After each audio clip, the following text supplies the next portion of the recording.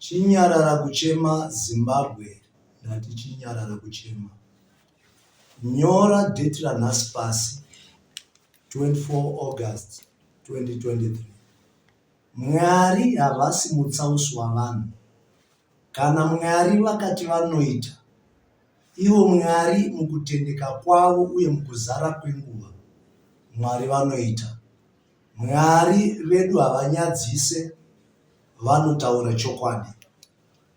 Isusu takaita chedu chikamu. Ndava Mwari havagoni kushanda vega. Nezuro nyika yose yakaenda kunovhota. Mabvi avanhu vari kunyengetera uye ticharamba tichinyengetera. Pasara ndo patava kuti Mwari, imimi chipedzisai basa. Pedu takarwa, pedu takaita, but pasara ndepenyu Jehovha. Mabvi ngaarambe ari pamabvi, miromo ngairambe ichinamata. Ndinotenda kuti mwaka uno mwaka weZimbabwe itsva. Vazhinji mungatadze kuzvitenda.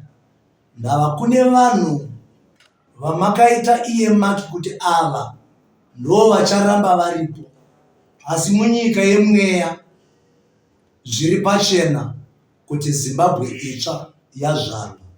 Mungazvigamuchire, mungatadze kuzvigamuchira. Zviri zvazviri nekuda kwekuti Mwari vari mukati mazvo. Unoona pane imwe nguva yekuti Rebheka akatakura mimba, mudumbu make ndobva matanga kuita hondo. Kwakuenda kunobvunza Jehovha kuti chii chiri kuitika mudumbu rangu.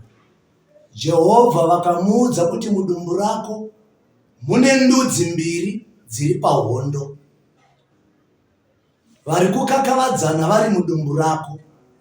Pakazvarwa vana kwakazvarwa Esau wekutanga, kukazotevera Jacob akabata chitsitsinho chaEsau.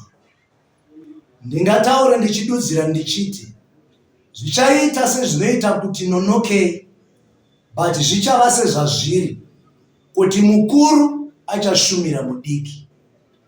Dumbu rimwe chete rakanga rakatakura vana vaviri, rakanga riri dumbu raTamari.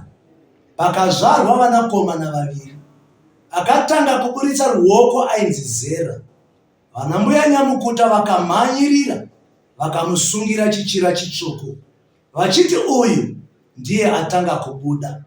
Vamusungira chichira chitsvuku, akazodhonzerwa mukati nemukomana mudiki. Vakamutumidza zita rekuti Perezi. Vakamubvunza kuti wabuda sei? Taifungira kuti ava vatanga tajaira kuti ndivo vepo, but vazobuda pakupedzisira. Iwewe wabuda sei? Vakamupa zita rekuti Perezi, zvichireva kuti wapatsanura sei. Ndinoda kukusimbisai mhuri yenyika ino yeZimbabwe. Dzikamai, ivai nerugare. Mwari vanzwa minyengetero yedu, sekureva kwavakaita vakati, kana vanhu vangu vanodanwa nezita rangu vakanamata vakatsvaga chiso changu vakazvininipisa, imi Jehovha amene muriko kumusoro kudenga, muchanzwa kunyengetera kwedu, muchapodza nyika yedu. Tinokutendai Jehovha nekuti mapodza nyika yeZimbabwe.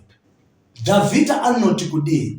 Patakabuda muutapwa taiita kunge tairota, takayambuka gungwa dzvuku nezuro. Ndinoda kuti Miriam agadzire tamburena, ndava tichacelebrata, inini newe tichafara.